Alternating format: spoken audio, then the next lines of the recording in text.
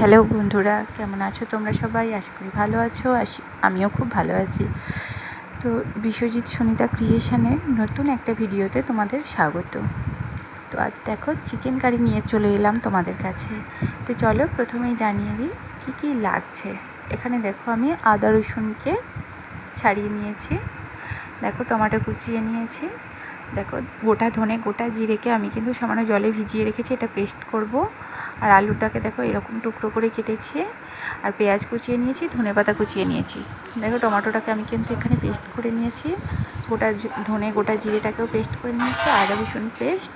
আর দেখো এখানে গোটা গরম মশলা নিয়ে নিয়েছি, আমি নিয়ে নিয়েছি মরিচ, লবঙ্গ, আর দুটো এলাচ, 4টে তেজপাতা, গোটা জিরে, আর কিছুটা পরিমাণ ডালচিনি। তো দেখো এখানে আমি কড়াইতে তেল গরম করতে বসিয়ে দিয়েছি। এবারে একে একে গোটা গরম মশলা ফোড়নে দিয়ে দেবো, তেজপাতা আর জিরে। তো দেখো এখানে আমি কিন্তু গোটা গরম মশলা, তেজপাতা, জিরে দিয়ে দিলাম। এবারে কুচানো পেঁয়াজগুলো আমি দিয়ে দেব। পেঁয়াজগুলোকে আমি খুব ভালো করে লাল লাল করে ভেজে নেব।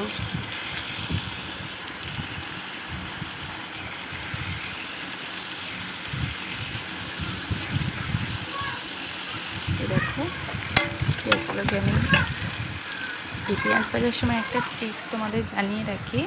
পেঁয়াজ ভাজার সময় তোমরা কিন্তু 2 টেবিল চামচ নুন দিয়ে দেবে, তাহলে কিন্তু পেঁয়াজটা খুব সুন্দর ভাজা হবে এবং খুব তাড়াতাড়ি নরম হয়ে যাবে, আর খুব সুন্দর কিন্তু লাল লাল করে ভাজা হবে। এবারে দেখো আমি আদা রসুনের পেস্টটা করে রেখেছিলাম, সেটা দিয়ে দিলাম। এবারে এই আদা রসুনটা আমি পেঁয়াজের সঙ্গে ভালো করে ভেজে নেব।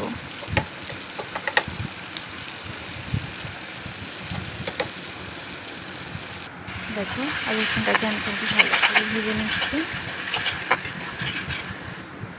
দেখো এখানে কিন্তু আমার মশলাটা ভাজা হয়ে গেছে। এদিকে আমি চিকেন ধুয়ে ভালো করে জল ঝরিয়ে রেখেছিলাম, সেই চিকেনগুলো এবারে আমি এই মশলার মধ্যে তুলে দেবো।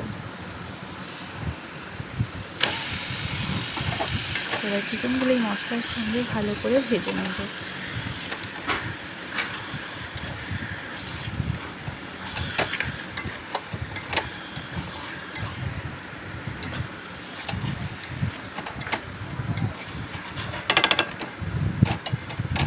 দেখো আমি এখানে ভালো করে চিকেনটা ভেজে নিচ্ছে।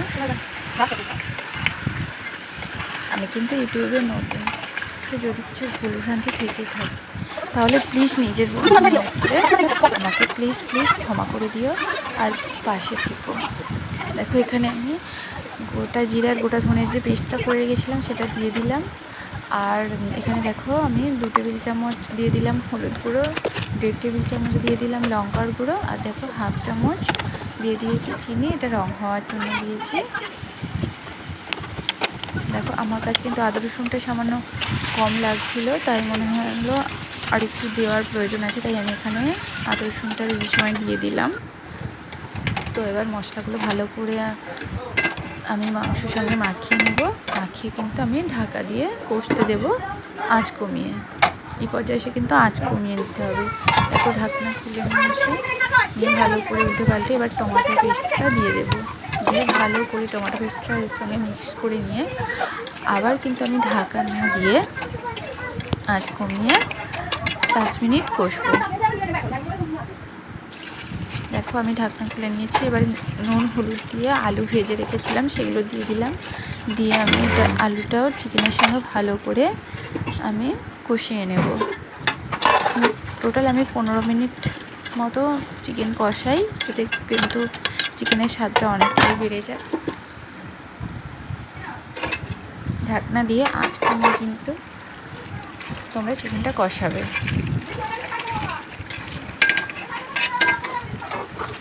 দেখো এবারে এই পর্যায়ে এসে আমি কিন্তু ধনে পাতার কুচিগুলো দিয়ে দিলাম।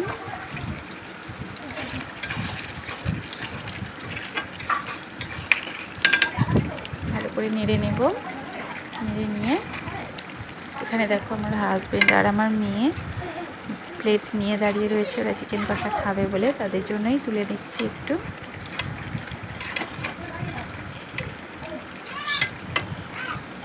আমাদের বাড়িতে চিকেন হলে কষাই হাফ খেয়ে নেওয়া হয়। তো তোমাদের কার কার বাড়িতে এরকম হয় প্লিজ কমেন্ট করে জানিও। আর আমার এই রেসিপিটা যদি তোমাদের ভালো লাগে তাহলে প্লিজ একটা লাইক করে দিও আর সাবস্ক্রাইব করেও পাশে থেকো। দেখো এখানে আমার কিন্তু চিকেনটা ভালোভাবে কষা হয়ে গেছে। এখানে আমি গরম জল করে নিয়েছি, গরম জলটাই কিন্তু আমি এই চিকেনের মধ্যে দিয়ে দিলাম। আমি সবসময় চিকেনে গরম জলই ইউজ করি, কিন্তু রান্নার টেম্পারেচারটাও ঠিকঠাক থাকে আর টেস্টটাও ঠিকঠাক হয়ে যায়। তো দেখো এখানে আমি চিকেন কারি মশলা দিয়ে দিলাম, দিয়ে ভালো করে নেড়ে নিয়ে এবার চাপা দিয়ে দেবো। দেখো আমার কিন্তু 5 মিনিট ফুটিয়েই আমার কিন্তু চিকেনটা রেডি হয়ে গেছে, কারণ কষতে কষতেই আলু আর চিকেন অনেকটাই বয়েল হয়ে যায়। তো এখানে আমি গরম মশলা ছড়িয়ে দিলাম, দিয়ে কিন্তু আমি এবারে চিকেনটা নামিয়ে নেব। তো দেখো আমার এই রেসিপিটা ফলো করে প্লিজ তোমরা বানিও আর কমেন্ট করে জানিও কেমন হয়েছে। আজকের মতো টাটা, বাই।